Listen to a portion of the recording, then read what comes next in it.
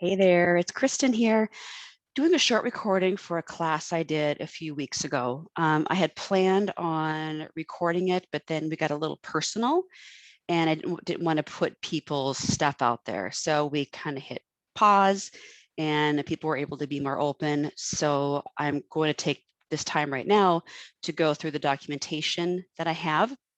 So I'll share out my screen in just a minute. This was going to be called Ctrl-Alt-Delete 2020. I thought I was going to be, 2021 is going to be so much better. And that's turned out to be very interesting. And so I decided to do Ctrl-Alt-Delete a tough day. So I hope you can all see that. So I like to get very practical when I'm working, and it gets something very simple to help me learn how to bring my emotions down. I do get a bit emotive sometimes, and I'm really am trying to do different things to help other people find ways to have little cues to help them. So we all touch our keyboard more than probably anything throughout the day. And to me, like I said here, it's my lifeline to my job, my friends, the world, everybody. And when I walk away for the day, you always hit Ctrl-Alt-Delete. And that's such a wonderful feeling. It's just like, I'm either taking a break or I'm done with work or I'm changing my focus. And it's really freeing. So I wanted to, I've got little cues for the Ctrl-Alt-Delete that I'm going to share with you. But first, I would like for you to look at some of the way that you process information. And that's important because that's going to determine how you use these keys going forward to help you calm down a day. So first of all, we need to, like I said, we need to assess how you process information. So there's four main different ways. There's feeling, there's knowing, seeing, and hearing. So the feeling is just what it says. It's feeling, it's more emotional. You may freeze up, anger, happiness, cold, achy, sick, giddy, frazzled, I call them all the seven dwarf feelings. So oftentimes you'll have like a feeling, and probably the feeling is probably 50% of the people, that's their strongest one. Things will come in as feelings. So feeling. The next one is knowing. It's just something comes into your head. It's your inner compass. You just know something is for you. It's clear. Also considered inspiration, your instinct. I've seen knowing be more at the end of a problem-solving cycle than at the beginning. Because sometimes you may, I just know it's a problem, but oftentimes when you just know something, it doesn't spiral into something that is going to get you on the wrong track. Seeing, not necessarily seeing externally, but different flashes come into your head. So seeing the worst case scenario, bad things happening to you, to those you love, obsessive visuals. And in the solution, if it's at the end of the cycle, the solution's very clear. And you just like seeing yourself getting fired up, seeing yourself dumped, seeing yourself in trouble, you just having different visions in your head.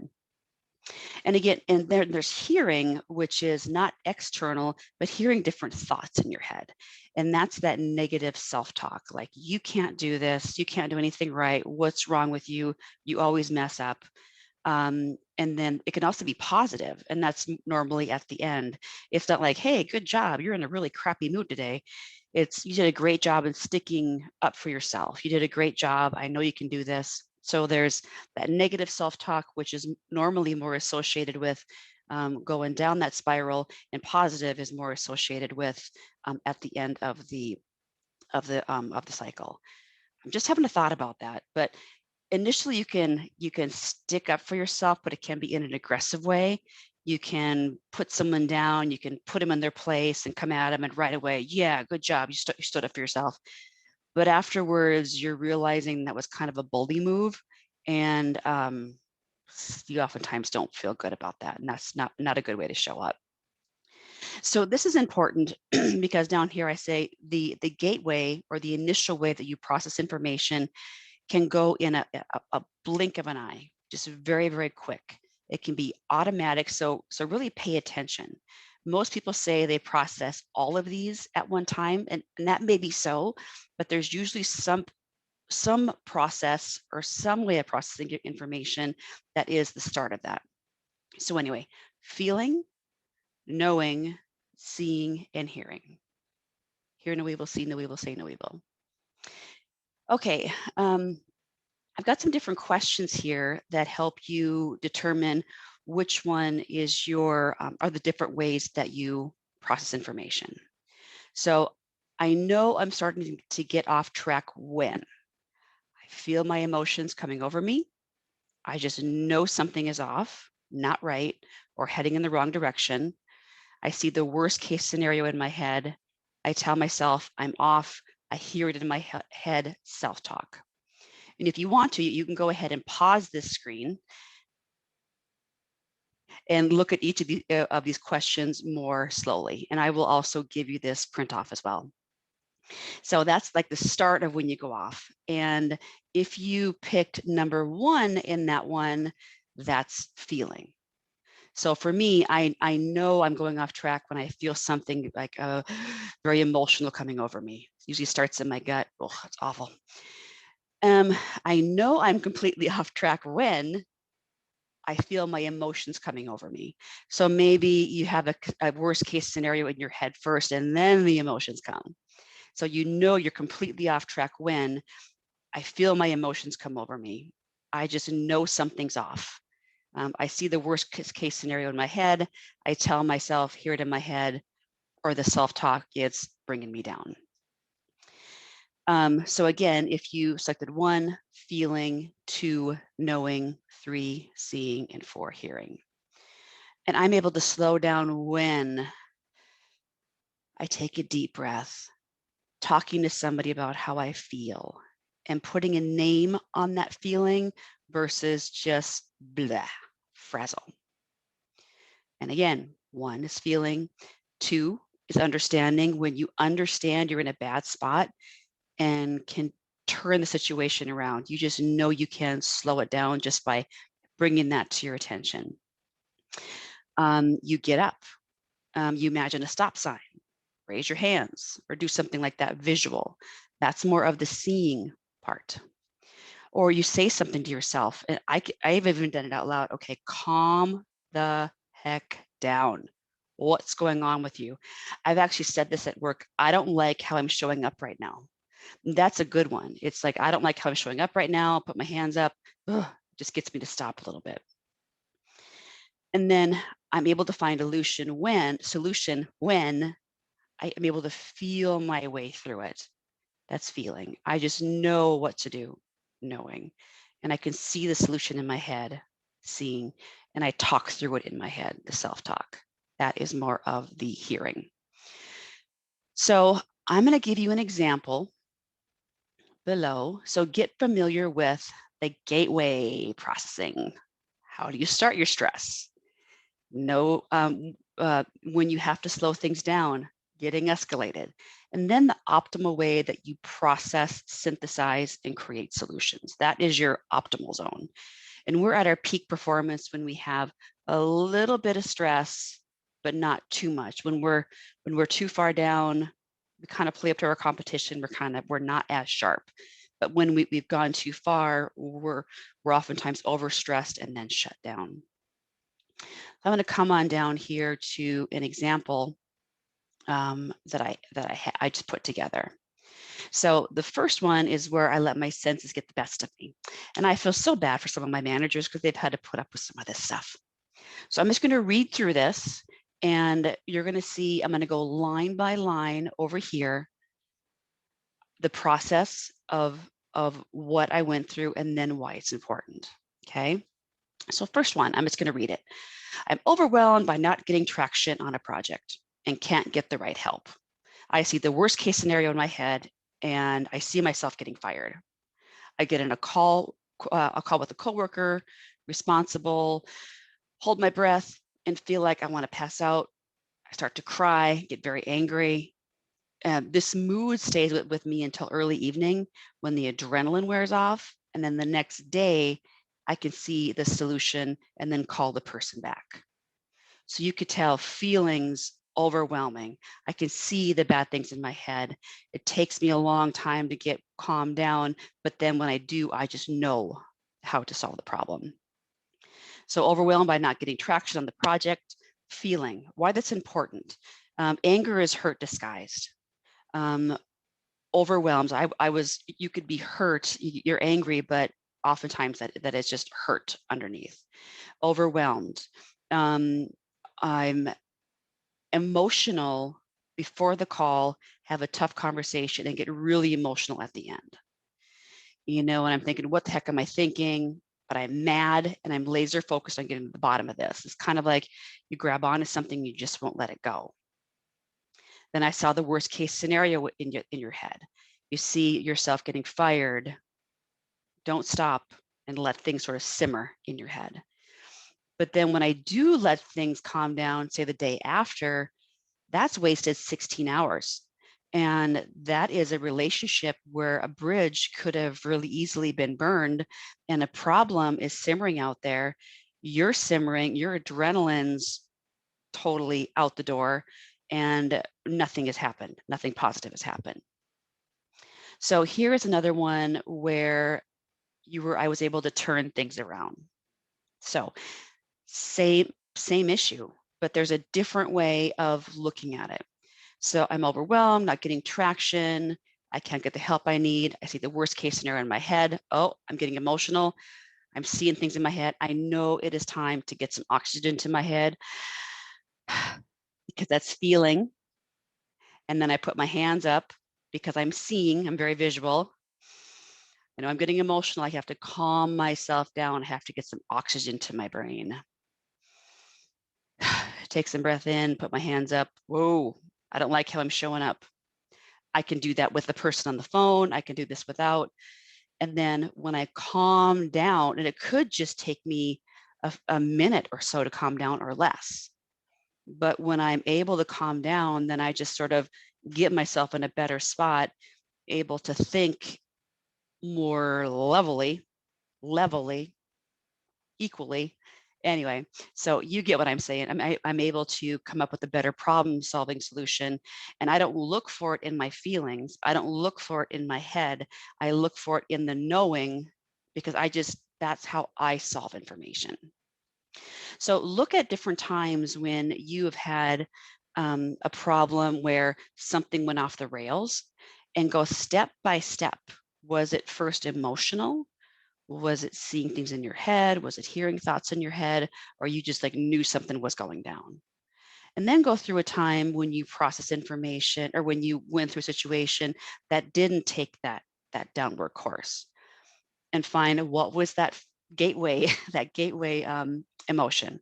What got you on the wrong track? What got you knowing things are really off the rails? And then how did you bring things around? So find out what feelings, emotions, seeing, knowing, hearing, what senses are attached to that problem solving, and that will help you break this down one by one. So the next one, I call this the cheat sheet to peace. So I look at Ctrl-Alt-Delete. So when I look at the control part, that is, I know I'm getting into extreme stress. So to me, that is my emotions. Yes. So I know in times of extreme stress, it creates a lot of inflexibility. So get yourself balanced and in control.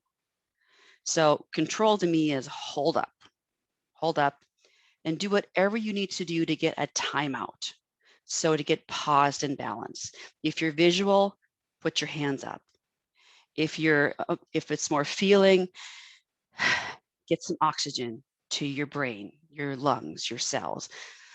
That really brings things down, brings emotions down, brings objectivity up. And just think, do I have a realistic expectations of myself and other people, or how do I get to the real problem? So get yourself timed out based on how you process information the most, physical or visual, hearing, seeing, knowing. For me, hands up, deep breath in, calm down, and then be realistic about what I'm expecting of myself and others. And oftentimes I'll expect something of other people that I wouldn't necessarily expect of myself. Instead of beating myself up, I'll just take a step back, mea culpa, and go forward. And then once you slow down, once you're realistic, find out what the real problem is. So listen to what your inner knowingness, what you're hearing, seeing, feeling, what is the real problem? It it may not be the situation at work. It may be a relationship with an employee. It may be something else that's going on at home. But look at what the real problem is, because when we get so laser focused, we could focus on something that has nothing to do with the situation that we're having a problem with. Or it could be a part of it, but we're focusing just on one part of it and can't see the whole picture. That is me coming up to the front and cannot see the whole picture. Yay, love it. So control is control, get in control, hold up, C is for control, T is for timeout, R is realistic, and L is for listen. But for me, when I'm really over the edge, control is just like, get my stuff together, hold up. So in the next one, once you sort of get things back in balance, Alt, look for alternatives. What are alternatives, and how do you do them? How do you get creative when you're balanced out? Do you visualize? Do you write? Do you talk? Do you feel your way through it? Start somewhere and start to go through what is the best way that you develop alternatives. And then I recommend people in the ALT, list out options. So document the options, document the pros, the cons, the cost. And others may not have the knowledge that you have on this certain event, and they may have more knowledge than you. So don't make assumptions that others know what you're talking about when you're coming to them with that problem, then that understanding and you getting worked up. So come up with different options and get things documented. And that will also help you come up with different ideas that maybe you hadn't thought of before. And it will get you to come out and up and out of the situation so you can look at something more holistically as well. So Alt is look for alternatives, feel, hear, whatever you have to do, list them out, document them, and then try something out. Try it out, read it out loud, see how it resonates, bounce off a trusted colleague, and I have an asterisk there, and I will tell you why in a minute. Get advice from a mentor, think strategically on the best and worst case scenarios. And it's like, is this like a battle I really want to fight? Is this worth a fight? Do I need to have a fight? Or do I really want to go there? Or is this something that is not worth it? Or am I just totally off base? And when I say try out and I have a trusted colleague there, be very careful of who you trust your heart thought feelings with, especially at work for a problem. Sometimes relationships at work kind of ebb and flow based on people that are on your team, people that you're in a project with. And it is really important to be careful, because I've seen people where comments have been used against them. And that could happen at home too, but of course it's more visible at work because people will come to me and tell me about that. So just make sure that you have your trusted colleagues and get advice from them. And then D is for, you can think of it as delete, which is basically deliver. Determine how you're going to deliver these options to delete the problem. This is your go-do. So control is hold up, calm down, get realistic and listen. And then alt is what are the alternatives? Get them out there, try them out just to come up with other options. And then D for deliver is go do something to get rid of the problem. Not get rid of the problem, go through the problem to resolve the problem. That's what I'm trying to say. And then execute. Once you decide, run with it. I am the queen of overthinking. I am the queen of having to document everything, to go through every scenario in my head, and it can border on ridiculous. So sometimes you just have to run with it, go with the best thing you had, and then you can learn from that and go forward. And like my husband says, and I don't know where he got it, but don't let great stand in the way of, don't let good stand in the way of great. I have that backwards. Don't let great stand in the way of good. Don't let, I'm getting them all back and forwards. It basically, don't overthink it. Ever have those situations where your mind just kind of melts down and stops? I am, and I'm getting hot right now, and I think it's really hilarious. But basically, don't let great stand in the way of good. All right, the next is learn. This is a huge part that we gloss over. What did you learn from the situation? Did you learn not to trust X, Y, or Z person? That happens. Do you put yourself on mute before you lose your cool? I've actually been in a conference room with my coworkers and had to push the mute button because somebody was about to make a career limiting move. Do you need to sit on your wisdom? We don't always have to be right. We don't always have to have the last word. And do you need to set better boundaries? Are you maybe overstepping your boundaries, or are people coming into your boundaries asking you to do more? And then take time to assess where the situation landed, why, and how to move through it more smoothly and faster next time. And then it's also a good time to reflect on, is this a repeating pattern for you? Is this always happening? If this is something that's always happening, then it may be a good time to look inward and find out, why is X person bothering me? Why am I getting worked up because of X, Y, or Z? Why do I keep running into the situation? Oftentimes that is a key to something being unresolved in yourself. And until you're able to look at, let's just say someone isn't responsive and you're ticked off because they're not responsive, look at yourself to see, is there times that you're not responsive? Yeah, I think so. You hate it when people don't do their job, don't get their things done on time, just ticks you off. Do I get my stuff on time all the time? No, not necessarily. So it's a good time to be honest with yourself, and that really takes bravery to be honest with yourself.